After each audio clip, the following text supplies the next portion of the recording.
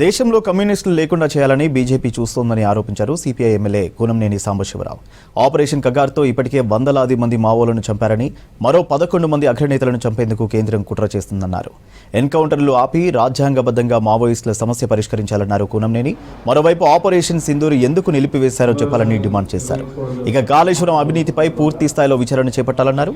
బనకచెర్లపై AP, Telangana ప్రభుత్వాలు చర్చించి నీళ్ల వాటాపై క్లారిటీ ఇవ్వాలని డిమాండ్ చేశారు కూనంనేని.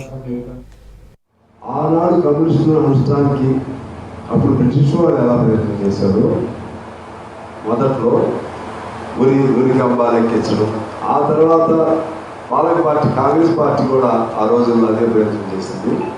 ఇప్పుడు వాటన్నిటికంటే ఎక్కువగా ఇవాళ బీజేపీ ఇప్పుడు కూడా తన భావజాలానికి అనుగుణంగా కమ్యూనిస్ట్ అనేవాడు ఒక్కడు కూడా ఉండకూడదనే లక్ష్యంతో ఇవాళ ముందుకెళ్తా ఉంది.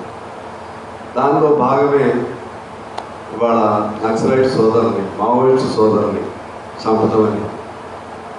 అందులో వాళ్ళ భావజాలం ఏమిటంటే వాళ్ళు ఓపికగా చెప్తారు, యజ్ఞవాద సిద్ధాంతం. వాళ్ళకి వ్యతిరేకం ముస్లింలు, క్రిస్టియన్స్, కమ్యూనిస్టులు, వీళ్ళ ముగ్గురు ఉండకూడదు అనేది వాళ్ళ భావజాలం. ఓకే, మీ భావజాలం వేరు, కానీ మీరు రాజ్యాంగం మీద ప్రమాణం చేసి పదవుల్లోకి వచ్చారు. అక్కడ చివరికి శాంతి చర్చల కోసం మేము మాట్లాడతాం, శాంతి కోసం, దానికి కూడా శాంతి చర్చల సంఘాలు ఏర్పడ్డాయి. అదేవిధంగా కమ్యూనిస్ట్ పార్టీ సిపిఐ మొదటిసారిగా ఈ ఆపరేషన్ కగారు వ్యతిరేకంగా అందరూ కలిపి ఈ సమావేశాలు, సెమినార్లు పెట్టారు.